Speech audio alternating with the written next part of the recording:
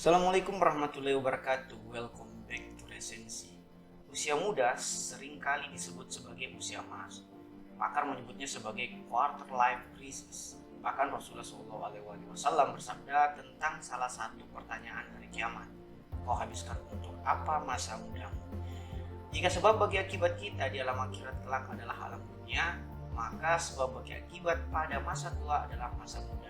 Masa muda menjadi sebab bagi masa tua sekaligus menjadi sebab bagi sebab pula di alam akhirat kelak. Perbaiki masa muda Anda, maka masa tua dan akhirat Anda juga ikut membaik. Lalu bagaimana kita memulai perbaikan masa muda? Setidaknya dalam dunia karir dan finansial. Felix Sandro Ruby membagikan beberapa kiat berikut. 1. Kenali kelas ekonomi. Sebelum membangun karir, banyak baiknya Anda mengenali kelas ekonomi Anda saat ini. Level 1 adalah mereka yang berpendapatan 1-2 dolar setiap harinya atau berpendapatan bulanan di bawah 1 juta rupiah. Mereka dikategorikan sebagai kelas miskin yang untuk kebutuhan dasar seperti makan dan kebutuhan air pun masih susah. Level 2 adalah mereka yang berpendapatan 2-8 dolar setiap harinya atau berpendapatan bulanan sekitar 1-3 juta. Mereka dikategorikan sebagai kelas menengah ke bawah yang pendapatan mereka dihabiskan untuk memenuhi kebutuhan dasar. Level 3 adalah mereka yang berpendapatan 8-32 dolar setiap harinya atau berpendapatan bulanan sekitar 4-14 juta.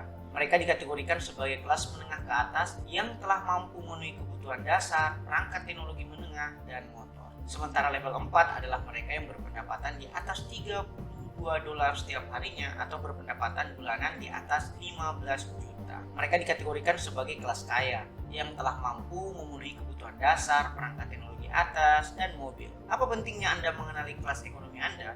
Agar Anda tidak cepat puas sembari terus berjuang meningkatkan kelas ekonomi, dan agar Anda terus bersyukur sembari terus berderma kepada mereka yang belum sejahtera. 2. Tentukan medan karir.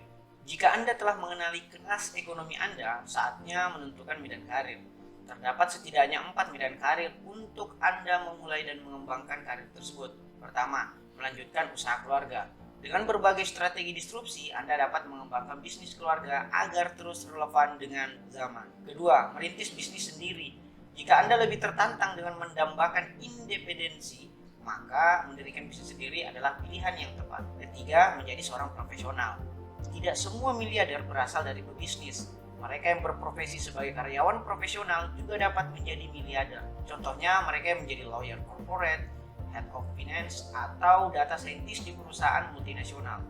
Keempat, menjadi seorang peneliti atau akademisi. Seorang guru besar yang ahli dalam suatu bidang tertentu atau para peneliti yang mendalami ilmu yang sulit juga dapat menjadi pilihan karir untuk meraih kehidupan yang mapan. 3. Perhatikan tahap perkembangan karir. Jika Anda tidak terlahir dari seorang kaya raya yang kekayaannya tidak habis 7 turunan, maka Anda harus melalui tahap perkembangan karir yang normal seperti orang-orang pada umumnya. Tahap pertama adalah umur 20-an yang disebut sebagai masa perintisan. Tahap kedua adalah umur 30-an yang disebut sebagai masa pertumbuhan. Sementara tahap ketiga adalah umur 40-an yang disebut sebagai tahap mapan.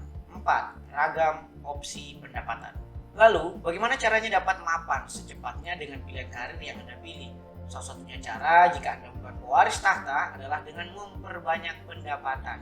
Namun jangan salah paham dulu, tidak semua pendapatan didapatkan melalui gaji, baik yang dihitung per jam ataupun per bulan. Menukar waktu dengan uang adalah hal yang dasar dan lama dalam memperbanyak pendapatan. Adapun 7 opsi pendapatan lainnya antara lain investasi saham atau bagi hasil, profit penjualan atau bisnis Anda, bunga tabungan atau deposito, royalti hak cipta buku dan sejenisnya, pendapatan rental properti atau kendaraan, pendapatan dari kenaikan aset seperti emas, properti, dan barang berharga lainnya, serta pendapatan attention seperti AdSense YouTube dan sejenisnya. 5. Berkarir dengan Ikigai. Jika Anda masih galau atau ingin berpindah karir, mungkin Anda belum memahami Ikigai Anda. Ikigai sendiri, jika merujuk pada buku dari Ken Mogi yang berjudul The Book of Ikigai, berasal dari kata Iki dan Gai, yang berarti alasan kita hidup. Untuk menjabarkan Ikigai Anda, kenalilah diagram dari Ikigai. Jika apa yang Anda cintai bertemu dengan apa yang dunia butuh, itu disebut misi. Jika apa yang dunia butuh bertemu dengan sesuatu yang dapat membayar Anda, itu disebut pekerjaan. Jika sesuatu yang dapat membayar Anda bertemu dengan keahlian Anda, itu disebut profesi. Dan jika keahlian Anda bertemu dengan apa yang Anda cintai, itu disebut passion atau gairah. Awal karir Anda mungkin hanya sebatas misi, kemudian beralih ke pekerjaan, menuju profesi, hingga sampai kepada karir yang memang merupakan passion Anda. Sangat sulit memulai karir pada tahap passion, karena tidak ada yang terlahir langsung mahir. Kita mesti melewati latihan 10.000 jam untuk disebut ahli dalam satu bidang. Gunakan 8 jam untuk bekerja atau berprofesi. Gunakan 8 jam lainnya untuk mengembangkan keahlian yang Anda cintai. 10.000 jam dibagi 8 jam setiap hari, maka Anda akan ahli dalam bidang yang Anda cintai dalam kurun waktu 3,5 tahun saja. Makin disiplin Anda latihan, maka semakin cepat Anda berkarir pada passion Anda, agar 8 jam kedua dapat Anda habiskan bersama keluarga dan sahabat Anda. You do you, apapun yang ingin Anda lakukan dalam hidup, lakukanlah. Namun di samping kebebasan, selalu ada tanggung jawab yang menyertainya. Anda bebas kapan mau memulai karir Anda, dengan pilihan karir apa, dengan metode pendapatan apa, atau dengan mengikuti ikigai atau tidak.